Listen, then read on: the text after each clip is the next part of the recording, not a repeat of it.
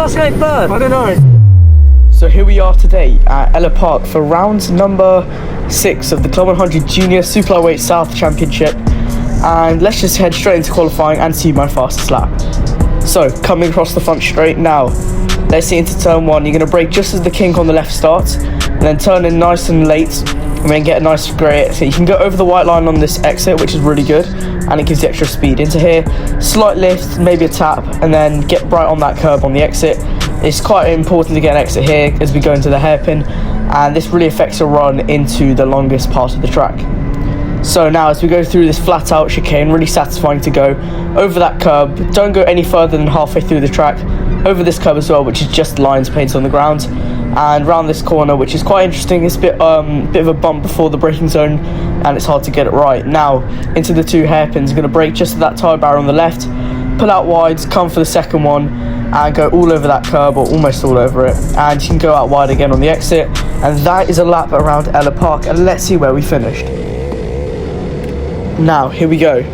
So coming out of the pits now, starting P15 in the B final, and don't know if it was the best. We did make a bit of a mistake on one of the hairpins, so maybe we could have done better, but anyway.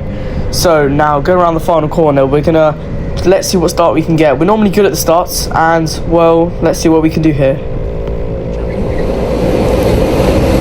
From the side, and we are indeed going this time. So Jamie Richards controls the pace, the lights go green, and away we go for the pre-B final.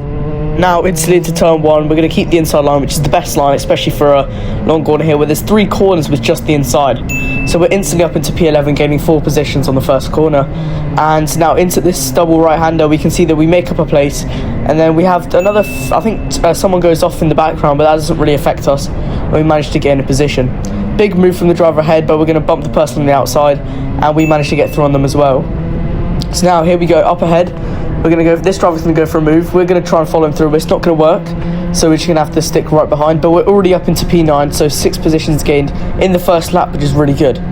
So let's see what we can do from here. This guy unfortunately has a kart failure, which is like the most bad thing you could ever happen, and it's not even his fault as well, which makes it even worse. And here we go, sending it right up the inside into this driver. And now go around this final corner. We're right behind another one. And let's just see, we can see as we come out the corner, he does not have a good kart. He gets a terrible exit, not out of his own fault, but he defends it nicely. So we're going to have to try and get past him so we don't lose any more time to the drivers ahead.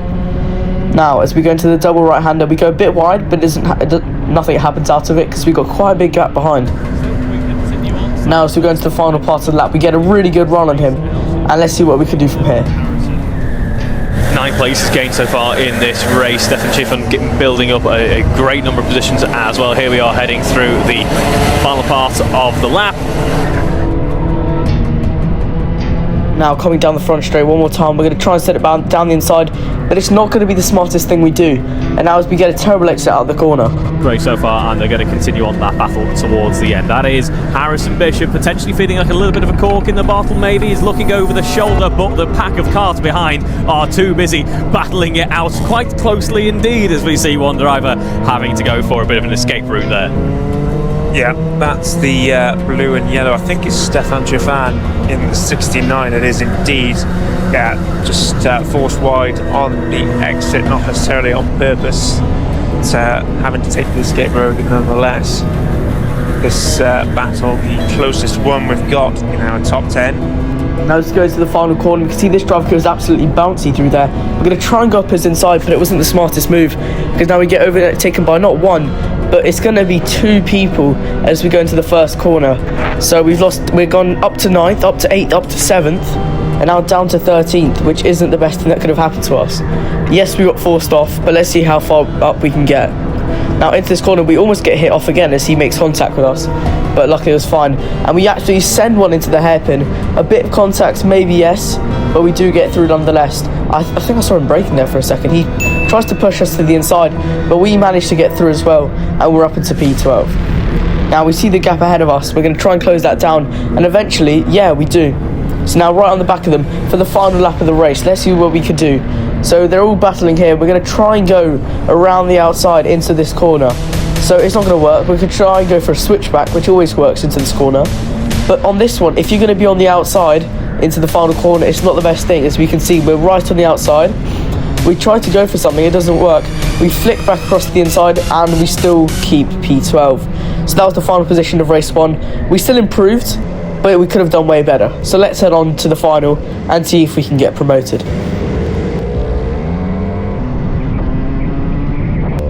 Right now, so let's hold on for the formation lap, starting P10, up 2 places for the reprages, if that's how you pronounce it. But anyway, into turn 1, we've got the outside, which isn't really what you want, and we instantly go down to P11. So what can we do from here? We get a better run out the corner, trying to go around the outside. Does that work? No.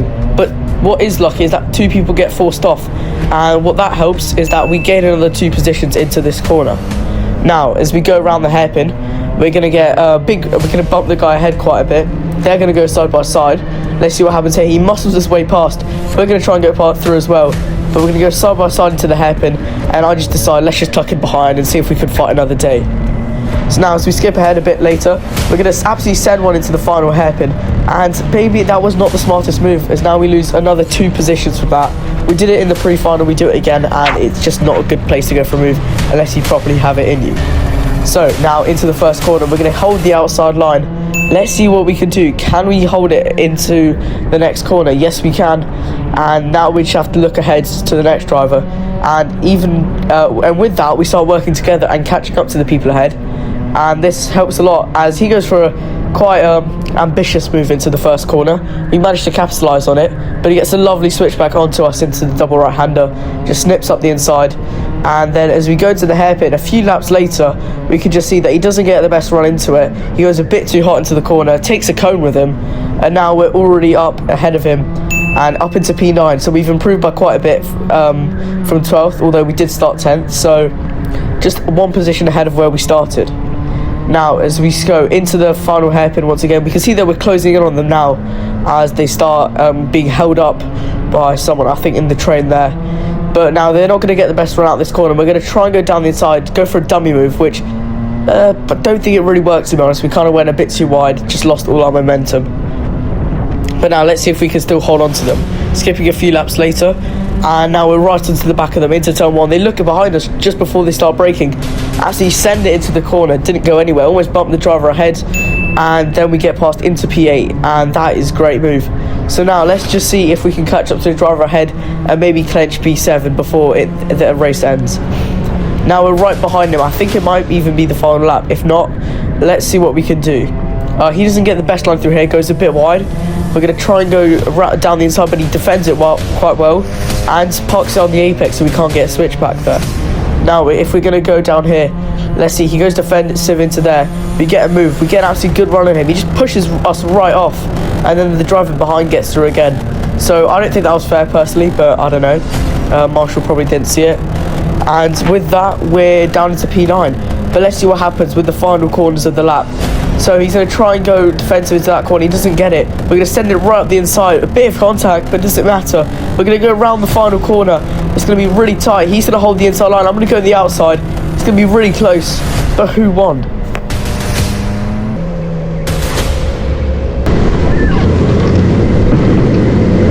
Which one of us came first? I don't know. Probably you, Steph.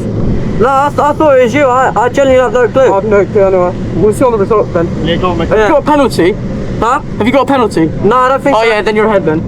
Genius, thank you very much. Up you go, guys. So in the end, we do take P10 because we had a penalty for speeding under the yellows. Can't really remember where that happened. But overall, it was an okay weekend or day. And so, double B final, at least we weren't in the C, as sometimes it's happened before. And let's just see what we can do for the next round. Hope you enjoyed the video, and goodbye.